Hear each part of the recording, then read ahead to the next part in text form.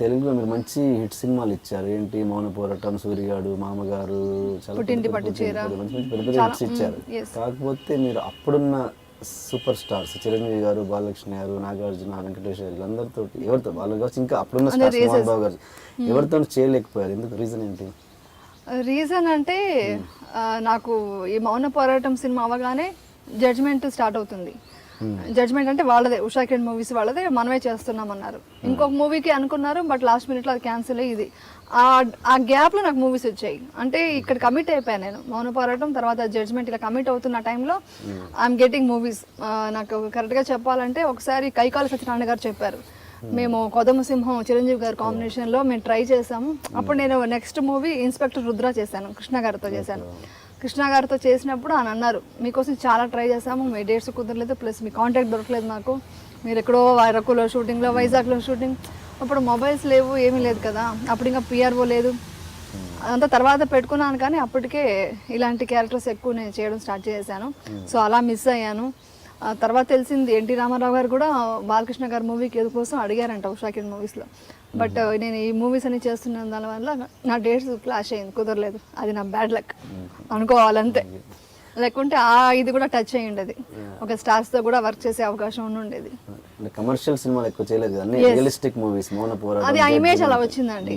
Because of మౌన పోరాటం judgement movies వల్ల ఆ ఇమేజ్ డీగ్లామరైజ్డ్ పర్ఫార్మెన్స్ ఓకే, ఇవి డాన్స్కి అంత సూట్ అవ్వదు, ఆ ఉద్దేశం. అంటే అలా ఇమేజ్ వస్తే ఇంకా అదే ఉంటుందండి.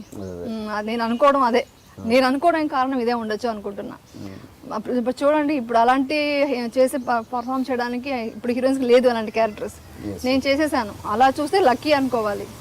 మౌన పోరాటం, ఎర్రమందారం ఎంత మంచి మూవీ, పుట్టింటి పట్టు చీర, చాలా ఇప్పటికీ ఆడియన్స్లో మాత్రం చాలా మంచి ఫ్యాన్స్ ఉన్నారు, మంచి పేరు ఉందండి బికాస్ ఆఫ్ ఆ మూవీస్. కమర్షియల్స్ మూవీస్ చేయలేదని ఫీలింగ్ ఉంది కొంత. నిజమే, తెలిసి చేసిన తప్ప తెలియక చేసిన ఇదా, తెలిసి తెలియదని కాకుండా కమిట్మెంట్, సిచ్యుయేషన్స్ అలా క్రియేట్ అయ్యింది అంతే. ప్లస్ ఆ టైంలో ఇది కూడా వచ్చింది, ఇండస్ట్రీ అంతా హైదరాబాద్ షిఫ్ట్ అవ్వాలి, స్ట్రైక్లు వేరే చాలా వచ్చాయండి. ఈ స్ట్రైక్ల వల్ల షూటింగ్స్ ఎన్నో మంత్స్ షూటింగ్ లేదు. ఒక్కసారిగా మీకు ఒక సినిమా హిట్ అవుతే ఎలా ఉంటుందంటే ఇండస్ట్రీలో, ఒక సినిమా హిట్ అవ్వగానే ఇమ్మీడియట్గా 10 సినిమాలకు బుక్ అవ్వాలి. అంటే అది ఏమైంది నా విషయంలో, ఈ స్ట్రైక్ అవ్వడం. తర్వాత ఆ టైంలో ఇక్కడ రాజమండ్రిలో ఫ్లడ్స్ కూడా వచ్చింది అనుకుంటా, 89, 90. అవన్నీ వచ్చి మొత్తం ఇండస్ట్రీ కొంచెం డౌన్ఫాల్లో ఉంది, ఆ టైంలో కన్ఫ్యూజన్లో ఉంది. నేనున్నప్పుడు స్ట్రైక్స్ అసలు చెన్నైలో షూటింగ్ చేసేవాళ్ళం, అక్కడి నుంచి వైజాగ్, ఇటు తిరుపతి, ఇటు హైదరాబాద్ అలా షిఫ్ట్ అయిపోయినాయి ఇదంతా. డేట్స్ క్లాషెస్ ఎక్కువ వచ్చాయి, ఒక్క చోటు ఉండేది కాదు షూటింగ్ అప్పుడు. సో ఇవన్నీ కొంచెం అదే సిచ్యుయేషన్స్ అంతే నేను అనడం. ఇంకేది తెలియక అని కాదు, తెలిసి కాదు, కొంత తెలియక కూడా చేశాను. తెలియక చేసింది ఏంటంటే నేను మోహన్ బాబు గారి మూవీ వదులుకోవడం అలాంటిది. మోహన్ బాబు గారి మూవీ, నేను ఆడదిని ఒక సినిమా చేస్తున్నాను, అందులో మూగమ్మాయిగా యాక్ట్ చేస్తున్నాను. ఆ మూవీ చేస్తున్నప్పుడు నాకు ఈ మూవీ వచ్చింది. అప్పుడు నేను మెయిన్ హీరోయిన్గా అన్ని సోలో హీరోయిన్గా యాక్ట్ చేస్తున్నాను.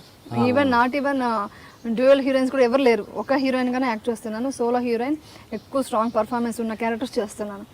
అలా ఉన్నప్పుడు ఈ మూవీ వచ్చి రమ్యకృష్ణ యాక్ట్ చేసింది కదా, ఆ క్యారెక్టర్ వచ్చింది, అల్లుడు గారు. ఎస్ ఆ క్యారెక్టర్ వచ్చినప్పుడు అందులో ఒక సాంగ్ చిన్న గెస్ట్ రోల్ అది యాక్చువల్లీ. అది నాకు నా మైండ్ సెట్లో ఏంటంటే, నా క్యారెక్టరేషన్ గురించి ఆలోచన ఉంది, కానీ మన రాఘవేంద్రరావు గారితో డైరెక్షన్లో యాక్ట్ చేస్తే ఎంత ఒక హైప్ ఉంటుంది, ఎంత మంచి పేరు ఉంటుంది, నేమ్ ఎంత ఇదవుతుంది, ప్లస్ మోహన్ బాబు గారు కాంబినేషన్ చేస్తే ఎలా ఉంటుంది, ఈ థింకింగ్ లేదు. ఎందుకంటే because of my age, my innocence, నాకు గాడ్ ఫాదర్ లేదు, నాకు ఇండస్ట్రీలో ఎవరు తెలియదు, మా ఓన్ డిసిషన్సే నాకు ఉండేది. అప్పుడు నా డిసిషన్ ఏంటి, మంచి క్యారెక్టర్ చేస్తున్నావు అన్న ఫీలింగ్, ఎందుకంటే బికాస్ ఆఫ్ మూవీస్, నేను చేసిన మూవీస్ వల్ల. అందుకని నేను ఇలాంటి మూవీ చేస్తున్నాను, అదేదో గెస్ట్ రోల్ అంటున్నారు, వై షుడ్ ఐ డూ, నేను చేయకూడదని ఫిక్స్ అయ్యి, పాపం ఆయన మోహన్ బాబు గారి ఆఫీస్ ఉన్న రోడ్లోనే మా హౌస్ ఉండేది. వాళ్ళ బ్రదర్ మోహన్ గారు ఎప్పుడు వచ్చేవారు, 3-4 టైమ్స్ వచ్చారు. మేము చెప్తున్నా నా మాట వినమ్మా, చెయ్యి మూవీ, అందరికీ మీరే చేయాలనుకుంటున్నారు. వాళ్ళు పట్టుబట్టారు, ఈ అమ్మాయి అయితేనే ఈ క్యారెక్టర్ కాదు, ఎందుకంటే చాలా మంచి క్యారెక్టర్, అది చిన్న గెస్ట్ రోల్ అయినా మంచి సెంటిమెంట్ ఉన్న క్యారెక్టర్, ఆ ఇమేజ్ ఉంది కాబట్టి ఈవిడ చేయాలని అనుకున్నారు. బట్ కుదరలేదు, చేయలేదు. బట్ అప్పటి నుంచి మంచి హై నుంచి వచ్చారు. అప్పుడు సెకండ్ ఇన్నింగ్స్ నేను దానికి బాధపడలేదు, కానీ ఆ డైరెక్షన్ లో చేయలేదన్న బాధ ఉంది. అసలు నేనంటే మీకు ఇష్టం ఉందో లేదో చెప్పండి. ఇంత సూటిగా ఎందుకు అడుగుతున్నానో అడగండి. పువ్వులతో తప్ప మాటలతో సమాధానం చెప్పరా?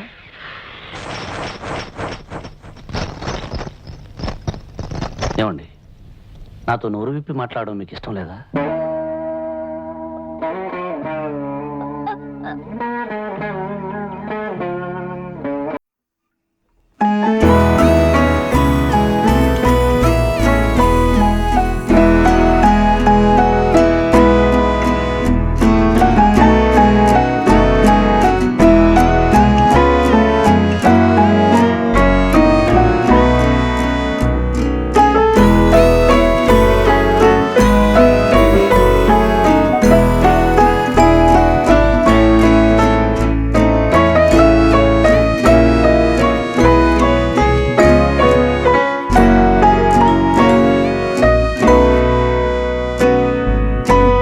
మోహన్ బాబు గారు ఒకసారి ఏదో షూటింగ్ లో కలిసినప్పుడు అంతేలే మాతో అంతా యాక్ట్ చేయరు మీరు, మేము ఎప్పుడు డౌన్ లో ఉన్నామని ఎందుకంటే అలా అనుకున్నారు ఆయన.